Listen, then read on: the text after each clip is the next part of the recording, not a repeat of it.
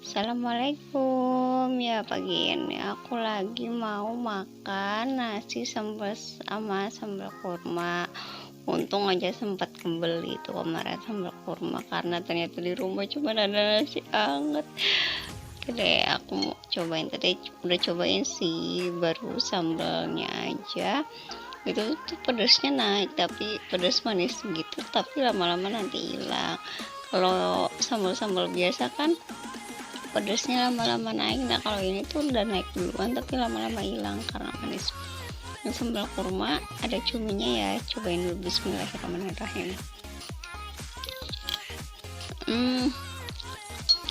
Enak banget beneran, pedasnya pedas manis dan dia nggak pakai MS gitu loh. Lihat deh komposisinya, cuman cabai, kurma, cumi, bawang merah, garam dan rempah lainnya. Ini homemade ya, yang bikin temanku orang Ciapus. Bali sini enak banget sambal kurma cuminya. Ampun, makan gini aja tuh udah enak banget, endes. Lihat tuh ya guys, cabai merah, cabai rawit hijau.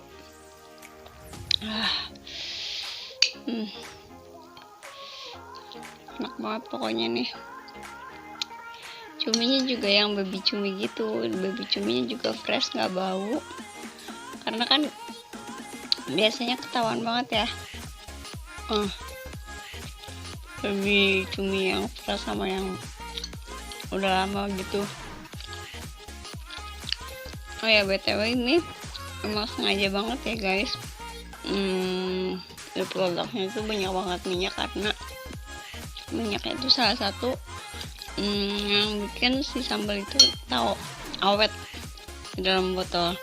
Jadi ketika produksi sambal juga itu biar awet lebih lama, masaknya harus pakai minyak yang banyak dan api kecil. Itu salah satu tips yang pernah aku dapat dari tante aku. Oh, tinggal setengah lagi, tapi aku mau break dulu, pedes banget, giling. Oh ya, buat yang mau nyoba bisa ya order ke aku, tapi aku PO dulu karena ini homemade, jadi biar lebih fresh. Ajib banget. Oke, makasih ya udah nonton, sampai ketemu di video selanjutnya.